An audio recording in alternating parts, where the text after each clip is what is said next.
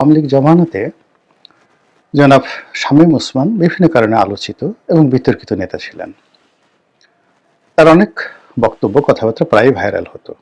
ঠিক সেই সময়টাতে তিনি বিএনপিকে কটাক্ষ করে একটি বক্তব্য দিয়েছিলেন, যার বিষয়বস্তু ছিল বিএনপিতে দুটো গ্রুপ, একটি হলো ভাইয়া গ্রুপ আর একটি হলো আম্মা গ্রুপ, এবং এই দুই গ্রুপ মারামারি করে এবং সেই মারামারির কারণে বিএনপির মধ্যে অনেক ঘটনা ঘটে আর দায়ী করা হয় আওয়ামী লীগকে। যাই হোক, তার সেই বক্তব্যের পরেই বিএনপির মধ্যে আম্মা গ্রুপ, ভাইয়া গ্রুপ, এটা নিয়ে নানা রকম কথাবার্তা, তর্ক বিতর্ক হতো। তো একটা জিনিস হচ্ছে যে আপনি যদি কাউকে তুচ্ছ করেন, তাচ্ছিল্য করেন, একটা সময় সেটা রিভার্স হয়ে আপনার দিকে ফিরে আসবে। যে মানুষটিকে বাড়ি থেকে দূর দূর করে তাড়িয়ে দেবেন, নিয়তি এমন ঘটনা ঘটায় কোনো এক সময় সেই মানুষটির কাছে অসহায় হয়ে আপনাকে হাত পাততে হবে। এক অদ্ভুত চক্র।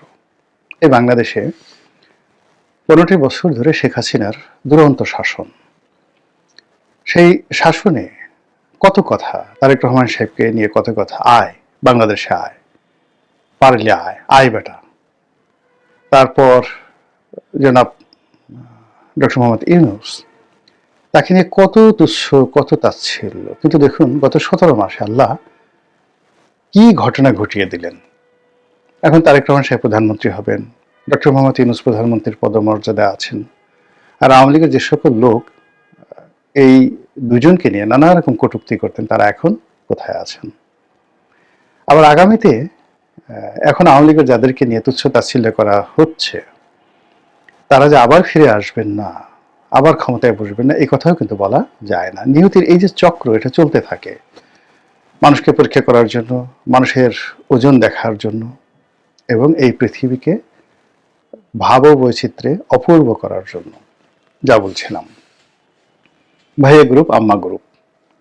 এখন সেই বিএনপির বিরুদ্ধে ওই ভাইয়া গ্রুপ, আম্মা গ্রুপ বলার মতো কোনো লোক বাংলাদেশে নেই। কেউ যদি বলে 32টা দাঁত সঙ্গে সঙ্গে খুলে ফেলা হবে।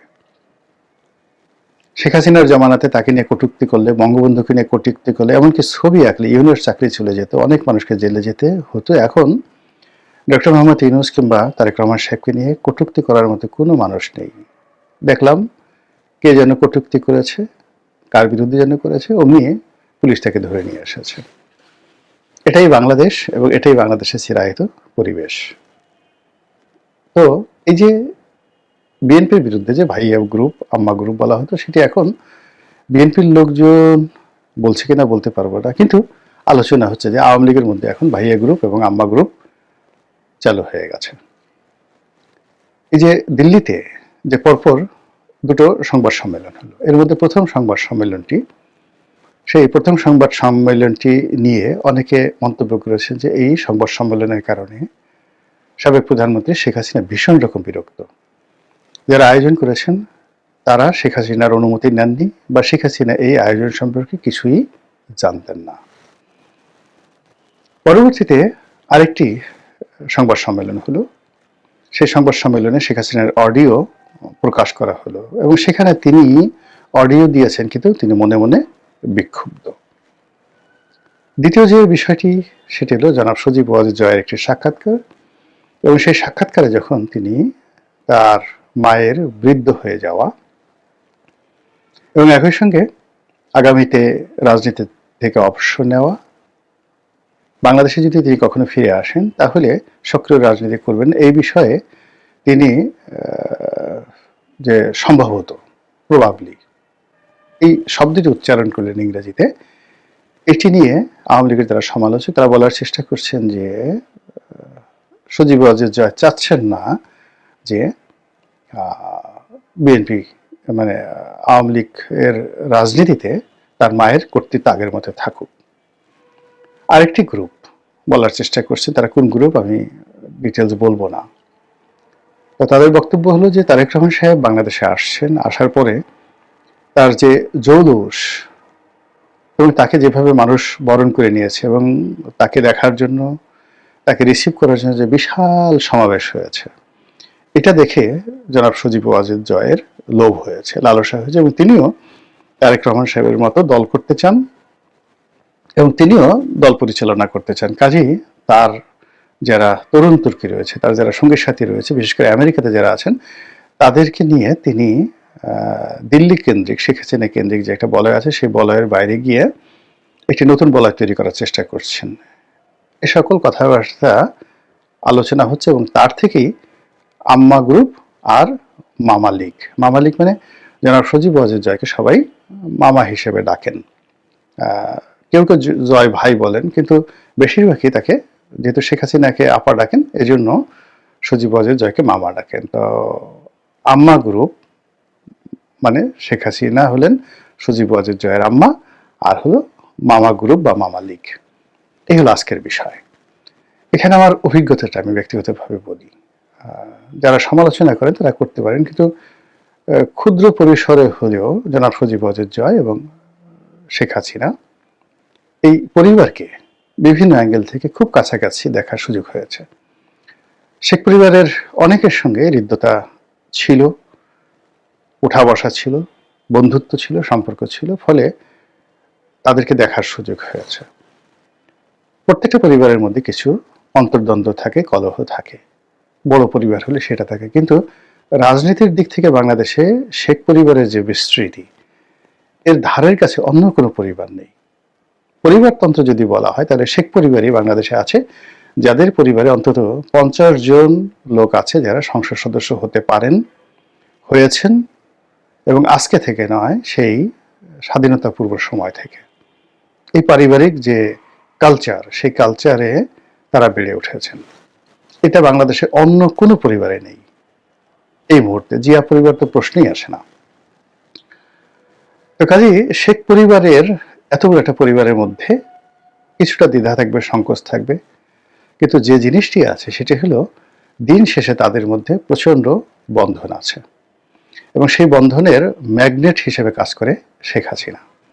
শেখ হাসিনার কয়েকটি কল রেকর্ড আপনারা দেখেছেন, তাপসের সাথে কথা হয়েছে, সেখানে আপনি দেখবেন যে তাপস শেখ হাসিনাকে তুমি তুমি করে কথা বলছেন। আপনি বোঝার চেষ্টা করেন যে কতটা পারিবারিক সৌহার্দ্য থাকলে, সম্পর্ক থাকলে সে তার ফুফুকে, প্রধানমন্ত্রীকে তুমি তুমি করে এইভাবে ডাকতে পারেন। আবার অন্যদিকে দেখেন, আপনারা জানেন যে শেখ ফজলুল হক মনির পরিবারের সঙ্গে বঙ্গবন্ধু পরিবারের, বিশেষ করে মানে শেখ হাসিনা, শেখ রেহানা, তাদের একটা মনস্তাত্ত্বিক যুদ্ধ আছে।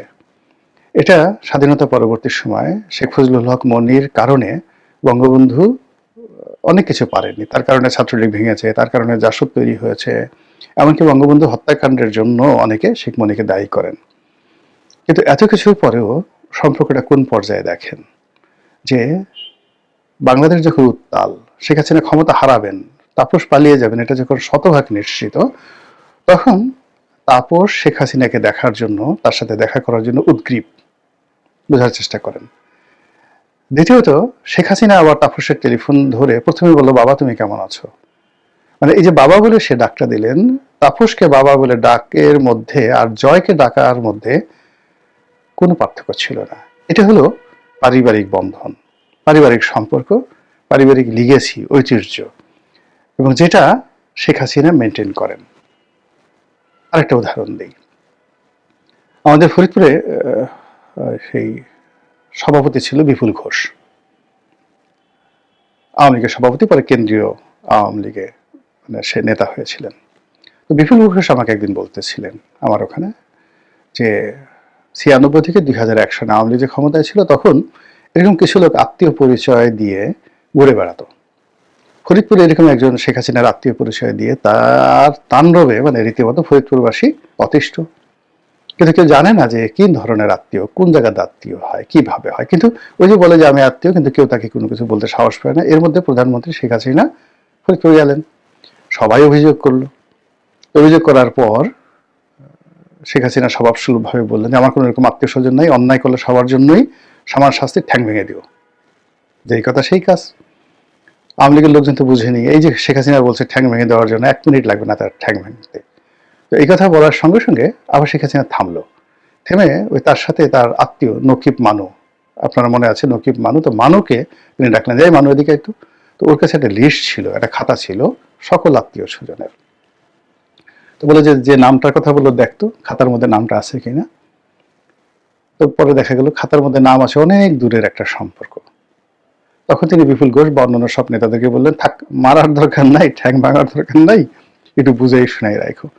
তো এটা হলো শেখ হাসিনার যাকে বলে contribution, emotion to her family member. এটা যারা মানে বাইরে আমরা মানে সেই ইচ্ছা মতো গালাগালি করবে, তাপসকে গালাগালি করবে, পরশকে গালাগালি করবে, তারপরে শেখ সেলিমকে গালাগালি করবেন, তারপর অন্য সবাইকে গালাগাল করবেন, কিন্তু বাইরের কোনো লোক যদি এদের কাউকে কোনো টু শব্দ করে অমনি সবার আগে শেখ হাসিনা বাঘের মতো ঝাঁপিয়ে পড়বেন। এটা আমি দেখেছি এবং এই সম্পর্কটা ধীরে ধীরে ধীরে ধীরে মানে শেখ রেহানার সাথে শেখ হাসিনার সাথে কোন পর্যায়ে আপনারা কল্পনা করতে পারবেন না। আর জয়ের সাথে তার যে কি সম্পর্কটা ওটা আমি জানি। ফলে পূবের চার যদি পশ্চিমে ওঠে, সারা দুনিয়ার যদি ধনসম্পদ দেয়া হয়,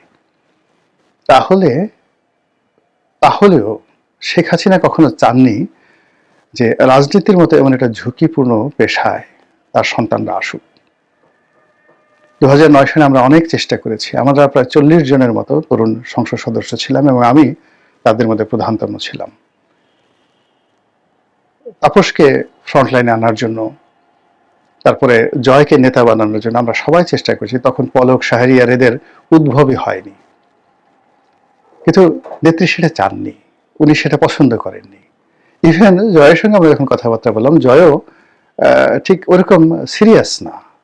পরবর্তীতে বিভিন্ন কারণে সে একবার দুইবার বিভিন্ন জায়গা থেকে গেছে, সেটা আরাফাত আসছে বা খোকন আসছে, অন্যান্য যারা তরুণ আসছে, এটা অনেক পরে, এটা হয়তো 16-17 সনের পরে। কিন্তু 14 সন পর্যন্ত জয়ের মধ্যে রাজনীতি করার কোনো আগ্রহ ছিল না, ন্যূনতম আগ্রহ ছিল না। আগ্রহ যদি থাকতো তাহলে আমি গোলাম মোল্লা রনি, ইকবালুর রহিম, নজরুল ইসলাম বাবু, তারপরে শেষে বিপু মানে ওই যে নসরুল হামিদ বিপু, এই যে একটা প্যাক্ট গ্রুপ হয়েছিল, শিরিন শারমিন চৌধুরী, তারানা হালিম, নাজমা আক্তার, অপু উকিল, মানে যাদের একটা লং আউটস্ট্যান্ডিং ফ্রেন্ডশিপ, রিলেশনশিপ এবং রাজনীতিতে অভিযোগ হয়েছিল, আমরা সবাই চেয়েছিলাম যে জয় আসুক, কিন্তু শেখ হাসিনা চাননি।